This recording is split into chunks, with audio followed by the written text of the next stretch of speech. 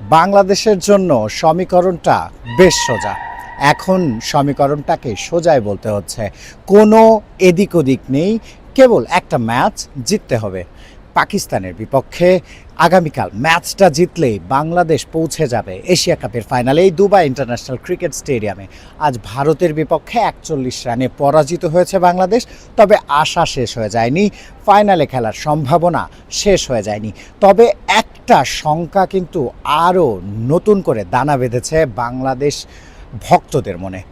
লিটন কুমার দাস কি মহা গুরুত্বপূর্ণ বাংলাদেশ পাকিস্তান ম্যাচ খেলতে পারবেন? আজ ম্যাচ পরবর্তী সংবাদ সম্মেলনে জাকির আলী অনেক অধিনায়কত্ব করেছেন ভারতের বিপক্ষে ম্যাচে। তিনি এসেছিলেন, তাকে জিজ্ঞাসা করা হয়েছিল লিটনের আপডেট কি।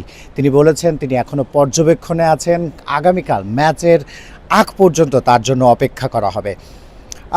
সেটা কিন্তু একেবারেই স্বস্তির কোনো বার্তা দিচ্ছে না লিটন কুমার দাস। আজকে আমরা দেখেছিলাম তিনি যখন মাঠে আসেন তার হাতে আইস ব্যাগ, বা পাজরে তিনি চোট পেয়েছেন, সেখানে আইস ব্যাগটা লাগাচ্ছিলেন। এটা একেবারেই ভালো কোনো বার্তা দিচ্ছিল না এবং শেষমেশ তিনি ম্যাচটা খেলেননি। আমরা ডাগ আউটে বারবার তাকে দেখেছি টিভি ক্যামেরায়, তিনি ছিলেন বেশ বিমর্ষই লাগছিল, নিজে খেলতে পারছেন না। জাকির আলী অনেক তিনি অধিনায়কত্ব করেছেন, শুরুর দিকে একটা রেগুলেশন ক্যাচ ছেড়েছেন অভিষেক শর্মার, যে অভিষেক শর্মা শেষমেশ 75 রান করেছে। জাকির আলী অনেককে জিজ্ঞাসা করা হয়েছিল যে সেই ক্যাচটা সম্পর্কে, ক্যাচটা কঠিন ছিল নাকি সহজ। তিনি বলেছেন ক্যাচটা নেওয়ার মতো ছিল, তবে তিনি ধরতে পারেননি, আসলে চেষ্টা করেও ধরতে পারেননি। বাংলাদেশ দলের পারফরম্যান্স ভারতের বিপক্ষে শুধু একমাত্র সাইফ হাসান ছাড়া বাকি কারোরই বলার মতো কিছু নেই। বেশিরভাগ ব্যাটারি 2 অঙ্কের রান করতে পারেননি। সাইফ হাসান 51 বলে 69 রান করেছেন, কিন্তু 4-4টি জীবনও পেয়েছেন।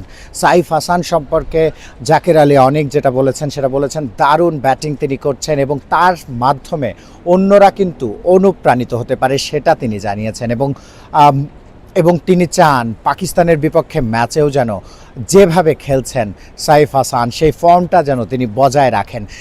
তবে বাংলাদেশের জন্য যেটা বেশি প্রয়োজন আসলে পাকিস্তানের বিপক্ষে ম্যাচ, পাকিস্তানকে কিন্তু ঘরের মাঠে টি-20 সিরিজ হারিয়েছিল লিটন কুমার দাসের দলরা, কিন্তু তাদের মাটিতে আবার 3-0-তে সিরিজ হারতে হয়েছিল। তার আগে লাহোরে বাংলাদেশ দল একেবারেই সুবিধা করে উঠতে পারেনি। তবে নিকট অতীতে পাকিস্তানকে হারানোর সুখস্মৃতি রয়েছে এবং সেটা নিয়ে জাকির আলী অনেককে জিজ্ঞাসা করা হয়েছিল। তিনি বলেছেন যে আসলে অবশ্যই তাদের বিপক্ষে বেশ কিছু ম্যাচ নিকট অতীতে বাংলাদেশ খেলেছে, এটা বাড়তি আত্মবিশ্বাস দিবে। তবে ম্যাচটা যে সোজা হবে না সেটাও তিনি স্বীকার করলেন এবং এই ম্যাচটা একেবারেই খাদের কিনারা থেকে বের হয়ে এসে পাকিস্তান গত ম্যাচে শ্রীলঙ্কাকে হারিয়েছে এবং তারা এখনও সমীকরণের মধ্যে রয়েছে। এবং যেমনটা শুরুতে বলেছিলাম, বাংলাদেশ পাকিস্তান ম্যাচ, যেই ম্যাচটা জিতলেই যেই জিতবে তারাই ফাইনালে ভারতের মুখোমুখি হবে।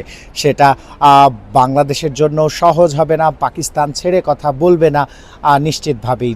এবং সেই ম্যাচে মহা গুরুত্বপূর্ণ প্লেয়ার অধিনায়ক লিটন কুমার দাসকে পাওয়া নিয়ে শঙ্কাটা এখনও রয়েছে। ভারতের বিপক্ষে ম্যাচটা তিনি খেলতে পারেননি, পাকিস্তানের বিপক্ষেও খেলতে পারবেন কিনা এখনও সেটা নিশ্চিত নয়। এবং জাকির আলী অনেকের কথা শুনে যেমনটা মনে হলো, এটা আসলে এখনও 50-50 অবস্থানে। শেষ পর্যন্ত তার জন্য অপেক্ষা করবে নিশ্চিতভাবে বাংলাদেশ দল।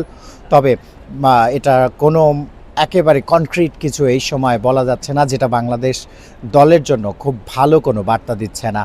জাকির আলী অনেক এটাও স্পষ্ট করেছেন, দেশ থেকেই তিনি জানতেন যদি কোনো কারণে অধিনায়ক না থাকেন, নিয়মিত অধিনায়ক না থাকেন, তাকে অধিনায়কত্ব করতে হবে, সেটা তিনি আগে থেকে জানতেন।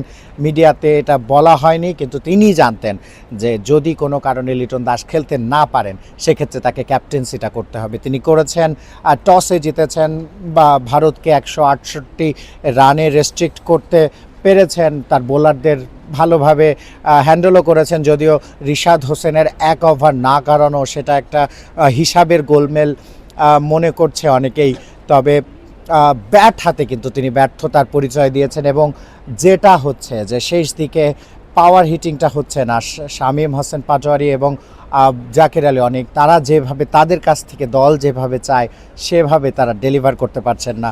যদিও জাকির আলী অনেক বলছিলেন আজকে যে শুধু ছক্কা মারাটাই তার কাজ নয়, ম্যাচের গতিবিধি অনুযায়ী খেলার কথা তিনি বলেছেন, যদিও আজকে তিনি রান আউট হয়েছেন এবং সেই রান আউটটা না হলে অন্যরকম কিছু হতে পারত বলে তিনি মনে করছেন, সেই রান আউটটাকেই টার্নিং পয়েন্ট মনে করছেন। আজকে ভারতের বিপক্ষে ম্যাচে যা হওয়ার তা হয়ে গেছে। 41 রানে বাংলাদেশ দল হেরেছে। নিয়মিত অধিনায়ক ছিলেন না তাসকিন আহমেদ, শেখ মেহেদীর মতো ক্রিকেটাররা।